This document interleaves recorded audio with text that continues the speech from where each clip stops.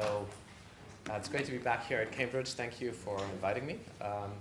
My name is Alan Laupsch, and I have a long-standing interest in ecosystems, perspectives, and risk. Last year I gave a talk on adaptive risk management where I introduced the concept of Cambridge being a coral reef ecosystem of innovation. So that's been very interesting for me to look at. My background is that I started my career at JP Morgan as a risk manager. And there, the organization was very much around looking at models to help us understand risk, but at the same time, sensing what was going on in the market that might tell us that our models were wrong, right? So we developed a lot of processes around detecting anomalies in the markets and then focusing in on that.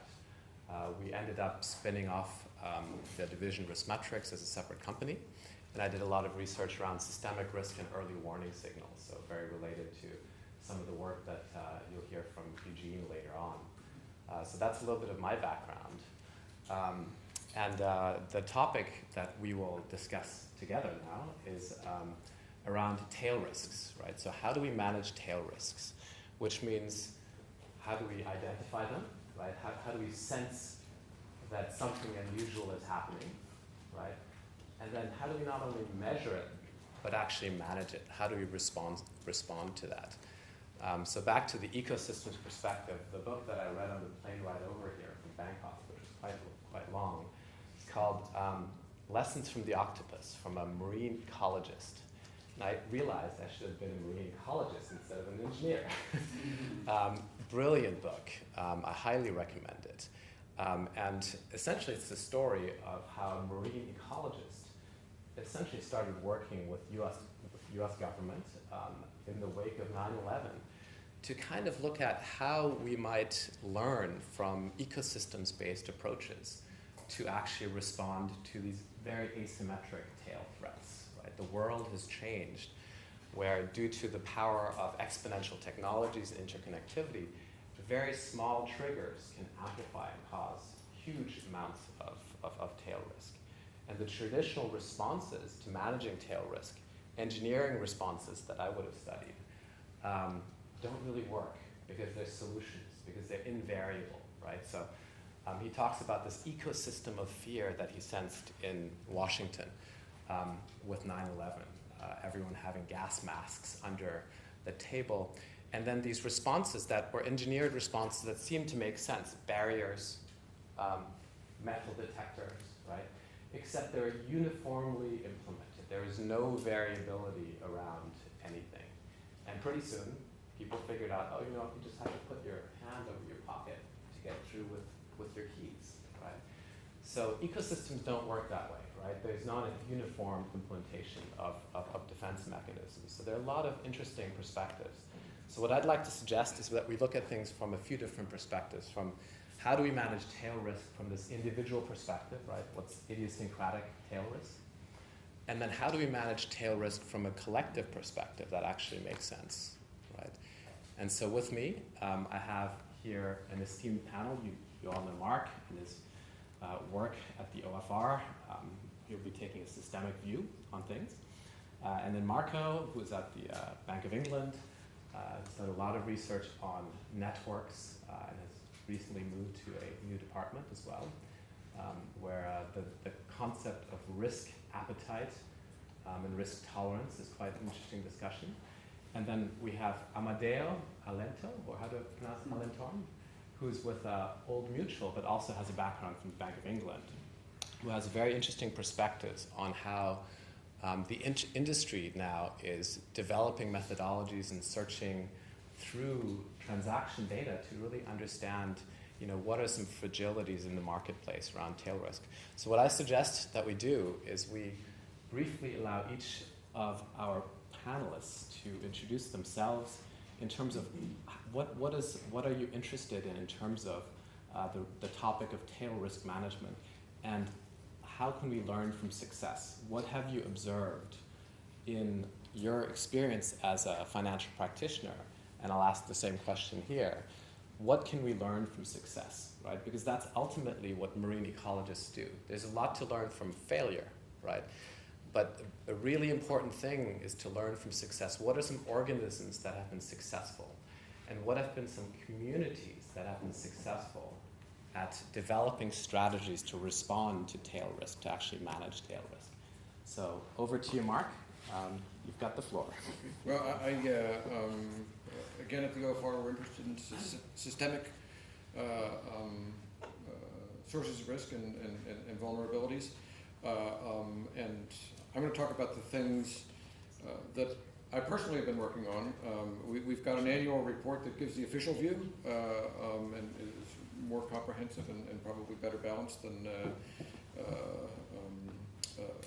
what I would talk about. But I've been looking at data gaps, so blind spots in our view of the system. I'm reminded of my early days in DC. I was working for a housing regulator, and there was, this was in the days of mortgage innovation and securitization products in the early noughts.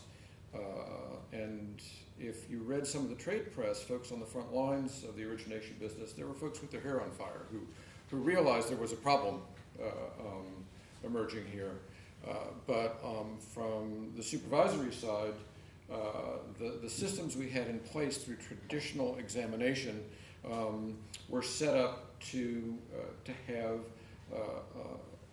a good view of portfolio lending. So the loans that the institutions kept on balance sheet, not the stuff that went into the securitization markets. And I remember folks grappling with how are we going to deal with securitization. Obviously, they didn't solve the problem in time. As a systemic supervisor, somebody who works for one, the problem of blind spots is a biggie. In World War I, they said you never hear the one that gets you, and that was literally true, right? So artillery shells travel faster than the speed of sound, and if you're off to the side, it produces a really loud whining noise. But if you're in front of the shell, it's gonna hit you before the sound gets there, and so we worry about that. Related force is innovation. So the regime shifts in the way the markets work. We're seeing a lot of innovation now.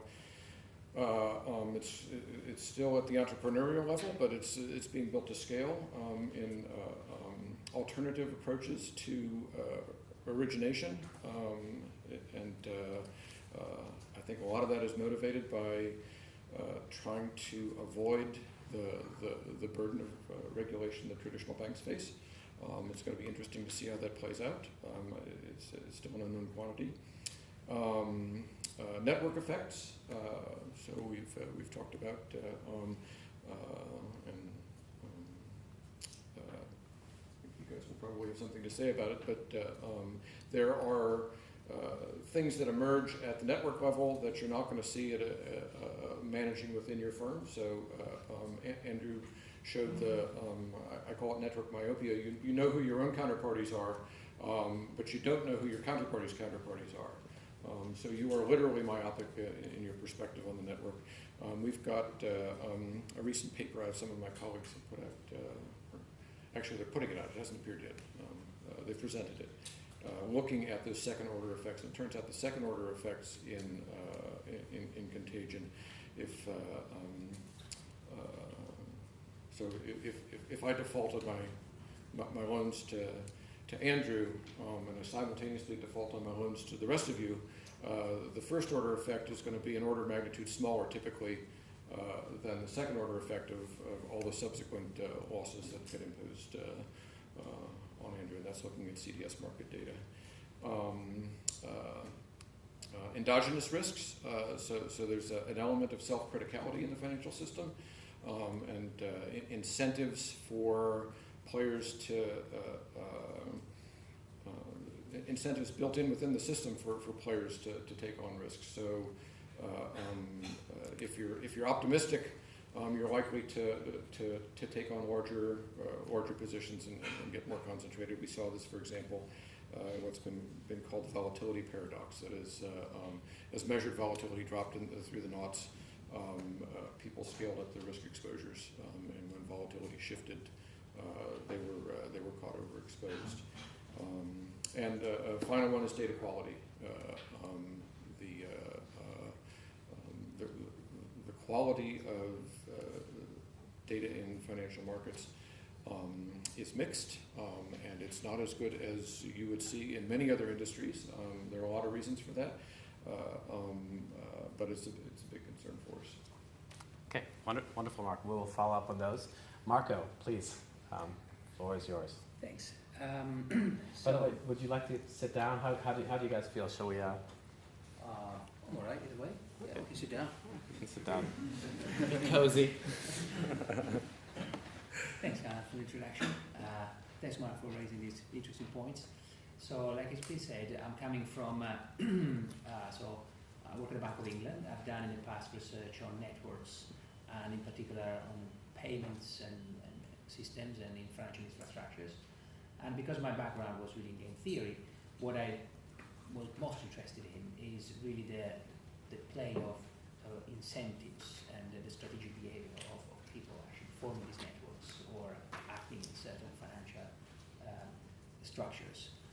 So I think what I found very interesting is sort of this sort of human element which we find in finance. So when we talk about risks, our perspective is very different from the one of the engineer. You've got like an exogenous phenomenon, and as crazy as you want, but it's something that doesn't involve incentives and sort of strategic behavior. And so I think although one can bring in lots of methods and techniques from hard science, and I think economists, we always suffer a little bit from sort of an envy towards the hard sciences because they actually give you really nice and sharp results and good theory. I just find very interesting the story of incentives and the motives behind things. Now, as Alan mentioned, I just moved to a new job at the bank. Actually, yesterday was my first day. So it was a little bit difficult to explain why today I was gone. Anyway, so my new job is in a newly created division in the Bank of England that does basically risk management for the huge balance sheet of the Bank of England.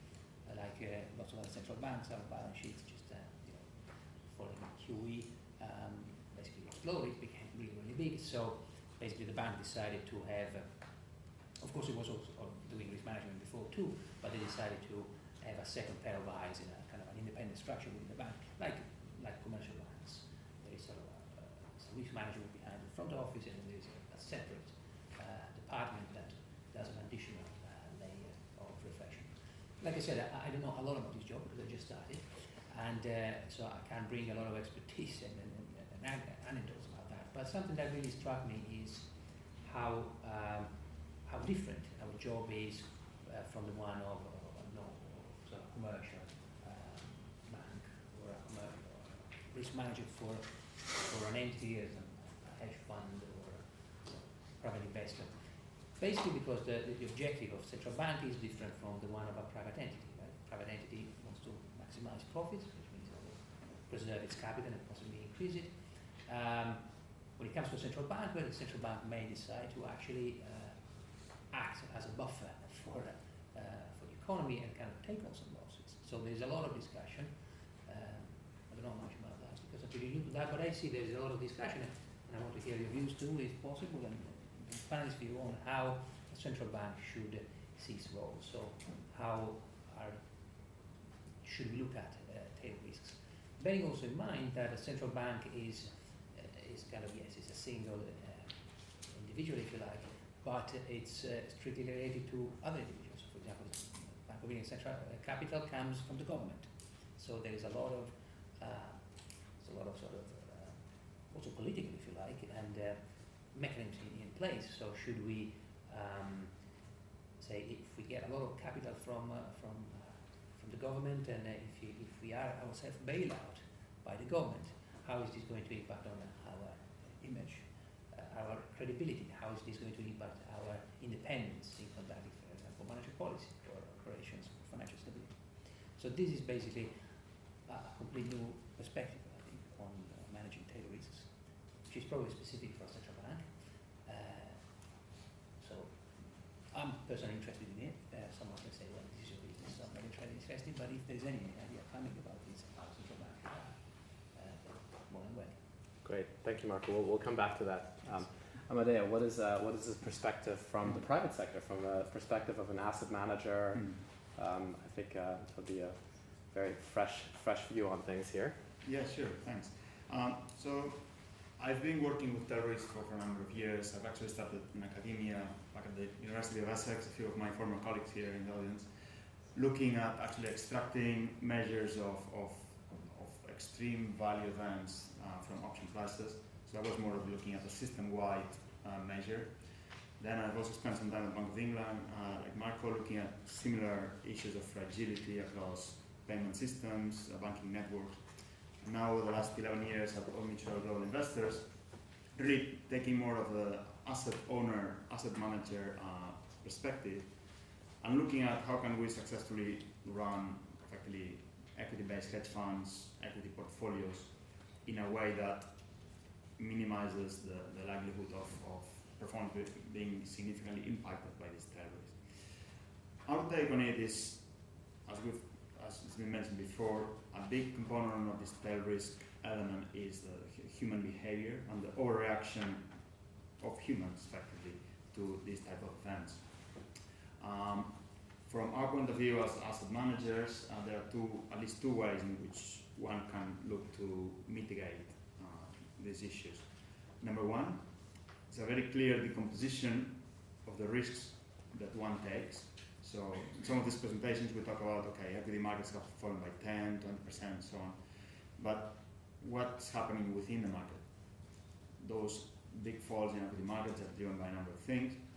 Primary one is being just market risk, but then what happens to style risk, sectorial risk. So a very more granular composition of risk.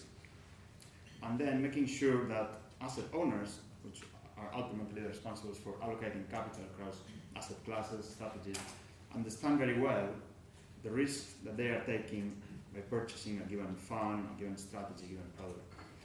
And this is very, very important because it really helps in minimizing that overreaction type behavior in an event of a crisis.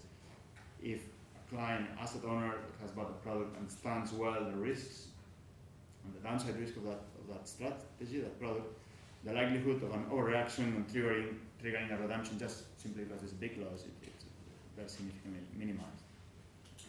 I'm still surprised to see, as an industry, we're still probably relying too much on traditional asset classes. Even those charts that were here a bit earlier in terms of what a conservative multi-asset portfolio look like. To have 40% in equities, to my view, is still probably too much. We, as a company, have a wide offering in alternative investments, and that is really one area which it's increasingly attracting interest by asset owners, but it probably still doesn't have the representation that it needs in terms of its potential benefits for diversifying this tail risk and really providing this orthogonal source of risk, orthogonal source of returns that an investor can look to achieve. Okay, wonderful. Okay, so let's expand on the various topics. Let me move back to Mark, and you talked about blind spots, right? So I mean that's if we're blind, we cannot sense and respond, right? So what are some strategies that we might employ to whether it's fill blind spot or compensate for blind spots? We each individually have blind spots, right? I don't have eyes behind my back of my head, and yet if we collectively as a community share perspectives, right, we're much more likely to kind of diversify away some of those blind spots. And especially if the blind spots are not purely just data blind spots, but if we are also looking at thought leaders who might connect the dots before we can prove with 99% confidence that indeed there is a liquidity crisis. So how do we deal with the concept of blind spots from this perspective of the individual and collective, and also from a qualitative and quantitative perspective, Mark? I would start with the data blind spots, so the more concrete aspect of it. One way those arise is that the data collection mechanisms that we've got are typically designed as one-off products, so that we measure, for example, banks using traditional accounting as a framework.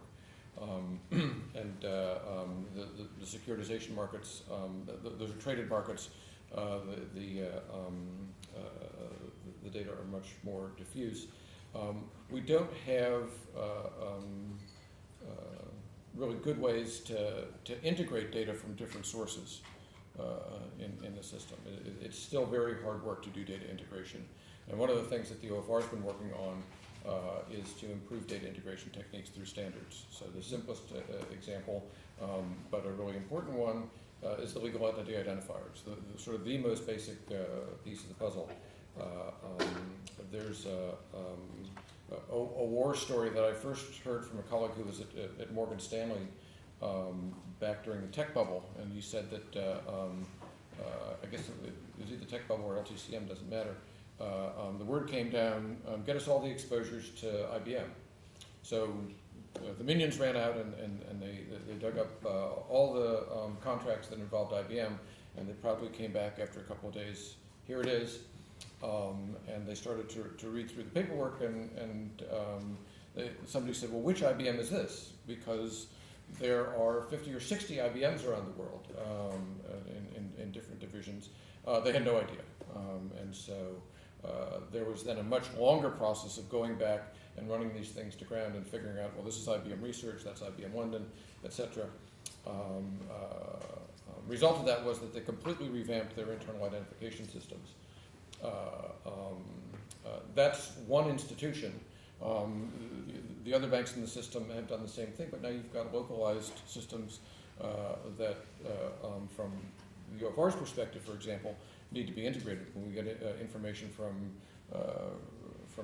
Morgan Stanley and information from JP Morgan, we somehow have to line these things up, and the legal entity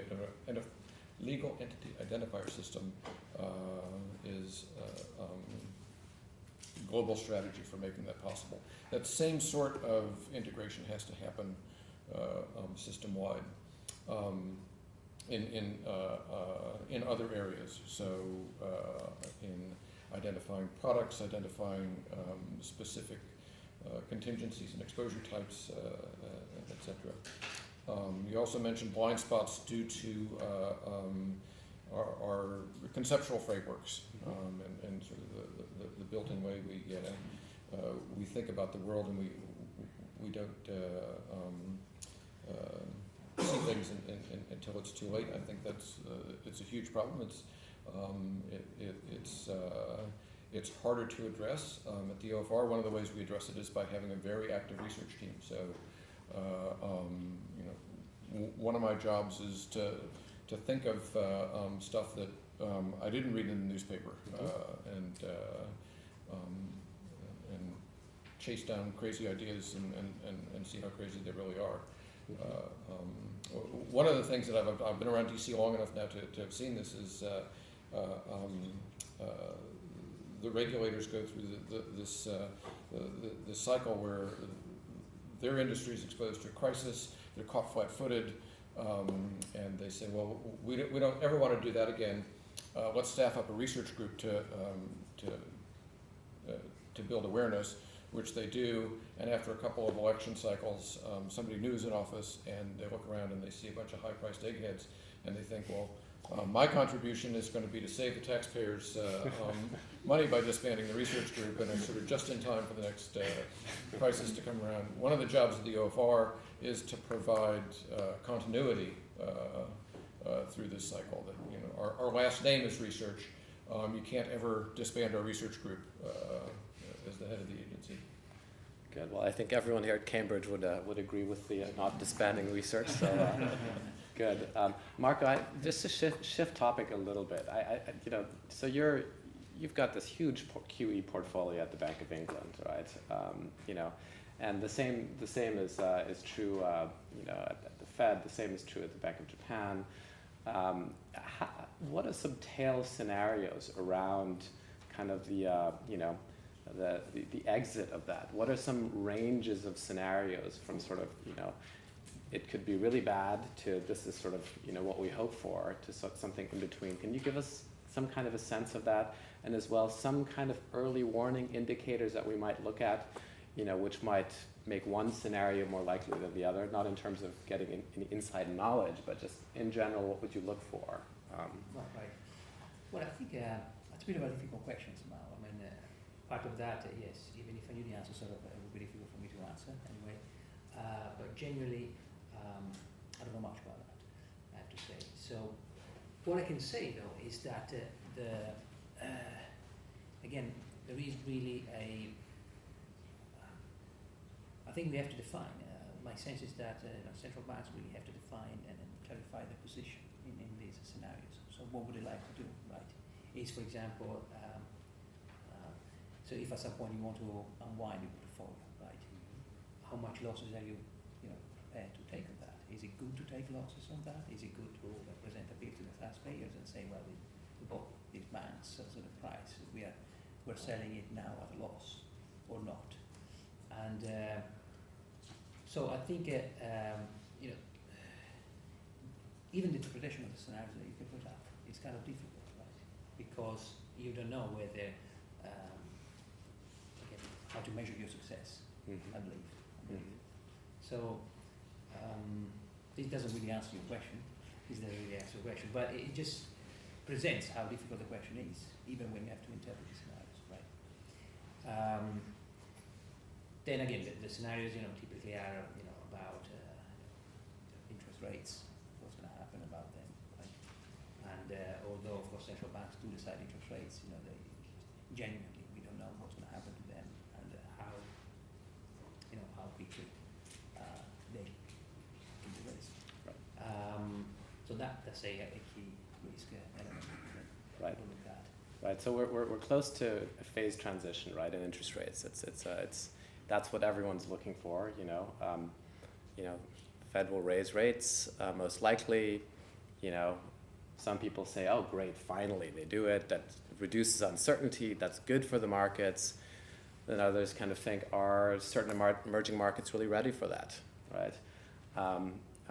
Amadeo, what is the view from the private sector in terms of this kind of tipping point, this phase transition in interest rates, and what are some scenarios that you have thought about that you think could be interesting? Again, kind of a range and what you might look for as early warning signals. Well, one of the key risks that gets debated very frequently in our industry is, especially if we talk about the fixed income space and interest rates, is that of the liquidity risk.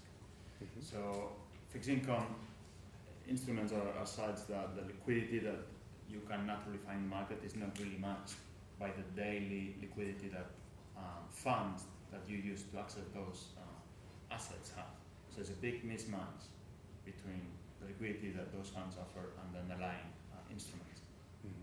So this is now probably one of the key risks within that space over the next coming months, years maybe, of a big liquidity event taking place. And so this is one of the areas that maybe actually the some of the opinions within the industry is that it's maybe for the regulators to actually step in and say this mismatch needs to be tackled across the board for a given asset class, because individually no asset manager can do it on their own. Because if one asset manager was to say, okay, those fixed income funds don't have underlying daily liquidity, which is going to allow investors to kind of trade on it, say, twice a month, for example. All investors effectively switch from that fund to another one that offers daily liquidity, or the illusion of daily liquidity. So that's maybe an area where, and then maybe it would be down to a regulator to say, actually, there's this systemic risk here in some parts of those asset classes, and then kind of make that happen across the industry, and maybe to remove remove some of those tail risks that could with quite a high probability actually materialize if the right conditions were to happen. Yep. Take place. I think that's a great topic to expand on. So what are some collective mechanisms that we can put in place that, say, prevent an unorderly unwind? So I'm sure you've thought about that at the OFR and at the Bank of England. So what are some ways in which a central coordinating function can help, setting the playing field, setting the rules, setting the parameters? And there are many examples, of course, of how that was successfully done. The turning point in the financial crisis in the United States was really when it was clear that the banks needed more capital, that they were in trouble, but no individual bank, the first bank that says, okay, yes, we need more capital, would be punished. So really the regulator had to come in there, the Fed, run rigorous stress tests that gained credibility of the market participants to provide some transparency, and then say, here, JP Morgan, you raise this much. Here, Citibank, you need to raise this much. And either you raise it in the market or we provide it, and it's done. And that built that credibility. So that's an example. What are some other ways in which we can do that, hopefully before the point of the emergency, right? I would point to something that gets to networks and data gaps and emergent issues, and sort of a natural role for regulators is monitoring networks of exposures. This is a field that is sort of in its infancy still. The Journal of Network Theory and Finance that Andrew mentioned this is its inaugural season still. But there are very good reasons why the institutions with trading desks don't tell the world about all their positions. That would be very difficult for them. We as supervisors, though, we don't, we're nonprofit participants in the system, and we have the authority to collect information.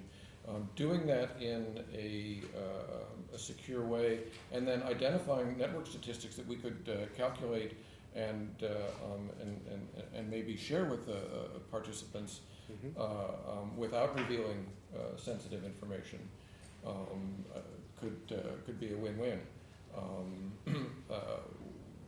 How exactly you do that is a research topic, something that we're working on at the OFR. We don't want to reveal sensitive information, but we do want to provide signals to make participants more aware. Fantastic. I Bank of think England? that's an extremely kind of cool topic, and so precisely the topic of collecting information and sharing it in such a way that you give enough information, which is useful to say move from a bad equilibrium to a good equilibrium. At the same time, sort of respecting the anonymity conditions that participant may need to ensure that the information that you're actually getting is truthful revelation. And I think there's a lot of work to be done there. So, for example, I'm thinking of the way we conduct stress testing at the moment. It seems to me that it's a little bit the communication structure there is a bit naive, right? So basically, central banks or regulators put up some scenarios, and then they ask every single bank, so what would happen in that case? Now, this seems a bit of a naive way of asking things, right? Because we've got pretty small assurance on the fact that actually banks are going to conduct analysis to the best of the capacity and reveal us the information that we really need. It just comes to my mind that when you come to communication games, there are lots of interesting results out there, and the game may be completely non-trivial at all. So there is this. I think I saw it in some movie, right? It was a fiction movie when a character, the hero, somehow comes to a situation where there are two doors. One door leads to something bad, a disaster, and the other one is leads to salvation. The hero can get out of. In front of these two doors, there are two gatekeepers. One of them always lies, and the other one always says the truth. So how does the hero get to this? Right? So the right way to do so, to find out which door is the right one, is to ask any of the two, what would the other one say? Okay? So if you think about that one, say, and then do the opposite. So if you think about that, right? If you ask the truthful guy, he will say, well, you just think about that, I don't want to take too much time, but that's the right. So in a sense, if you are in a situation where communication there might be sort of incentives or some gain, right, then you may have to think hard and come up with some very cunning scheme of extracting the information that you want. So when it comes to collecting data, when it comes to managing this flow of information, no, I'm not saying sort of that people are there in the private sector is bad, but it's just natural that the incentives are different, right? And as a good, if you're a regulator or a central bank, you're you're facing a mechanism design issue. So you want to design a game in such a way that when people play it, they converge to a good outcome. And that's a sort of a theoretical, there's a lot of literature out there in game theory, for example, on how to manage communication. And I think, truth to be told, all these articles out there in academic information that are very simplified. And so they're very theoretical models. But I think there is a lot to be learned by regulators on how to manage these, the incentives behind the communication of information. Fantastic. We got the 5-minute warning, so let's open up the questions to the community here. Any thoughts, Richard? I'd be interested. How do you estimate the likelihood of having a real systemic event within the next 3 years? Probabilities. So the question is? I mean, I mean, we've heard systemic events are multi-trillion-dollar events. What is the probability, in your view, that we have such an event within the next 3 years?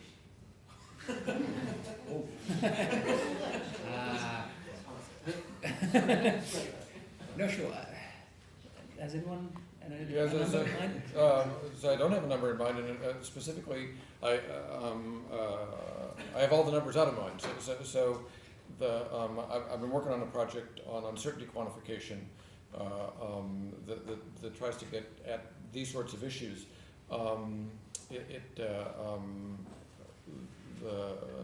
The notion of attaching specific probabilities to very rare events, that's a hard problem. So the engineers, when they engineer systems, they have to solve it. But they've got the advantage of designing the entire system that they're examining. And one of the things that you learn from the engineering literature is that even the engineers throw up their hands when there are humans in the loop. So basically the problem is that the strategy space for human players is infinite. And you can't engineer around that. If you've got, so the Germanwings pilot is, it's an ugly example, but it gets right to the point. You had the co-pilot of the Germanwings plane locked out the pilot and had full control. No amount of aeronautical engineering is going to stop you at that point. And I think we've got humans in the loop all over the financial system, trying to attach probabilities to systemic events is a tough game to play. And I think what we can probably do maybe is to get some sense of to understand when the normal models that we have, which work on normal circumstances because they are based, you necessarily have, you need a lot of data, right, to have a statistical model. So what you can maybe have is some sensor that tells you, okay, this model is going to break. You are in a path. That if you carry on that way, this model won't be valid anymore. Okay? And then at least you will know that maybe you're approaching a point from where you have no clue, basically, and which is not maybe super reassuring, but at least. Provocative question: do you think the current models work or not? Well, the ones that I know, at least I don't know all the models anymore, but they sort of statistical models, and for which you do need data. So if you want to somehow model something that sort of has never happened, or which has happened like once or twice in history, at that point you're much better off kind of looking at history and trying to sort of just build narratives.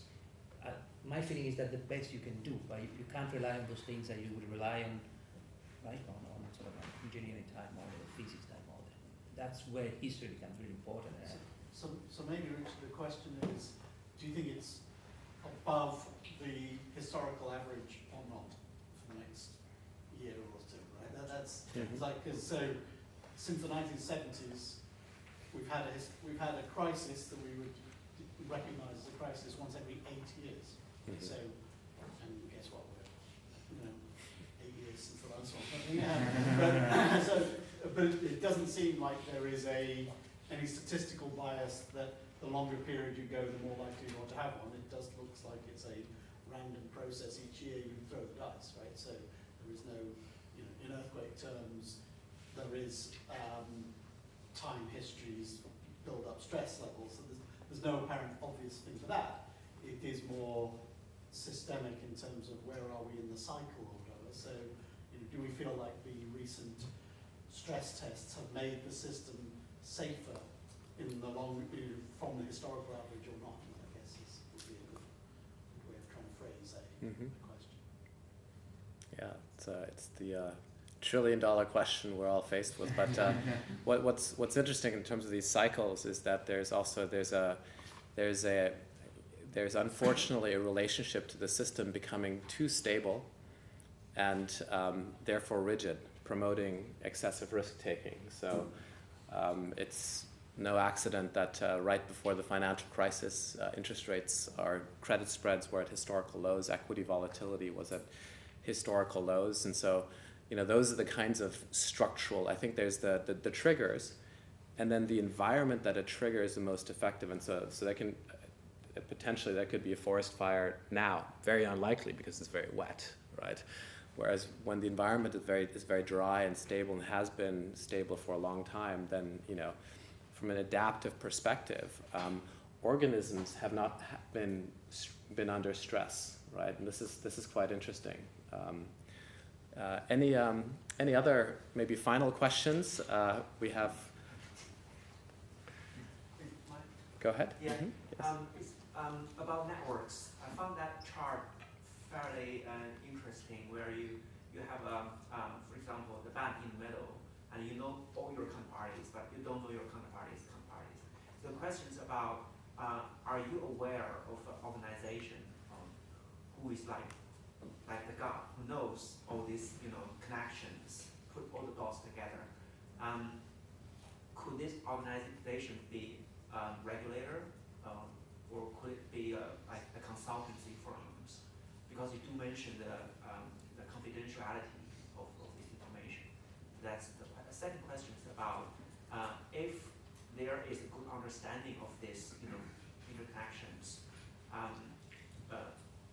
How does it mean we can somehow? Because the reason I ask is when we read something about the financial crisis, what people learned from Lehman default was some people say is due to the underestimation of this interconnection between financial institutions. That's one of the reasons the Fed let it go.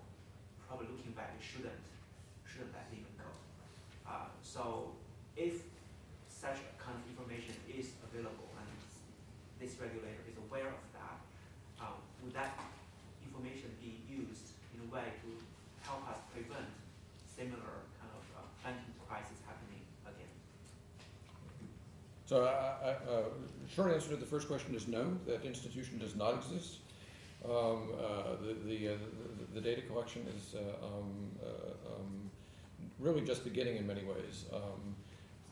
And the second question, should it be a regulator or a private consultancy? I think, as a practical matter, it's going to have to be an organization without a profit motive and with the legal authority to collect data when it's unpopular. So I think it's going to be a regulatory task. So I think on this particular question, there are some others that we could go on for a long time. So unfortunately, I'm obliged to call a halt to the proceedings just for a moment. We need to really thank Alan and the panel members very much for his teamwork.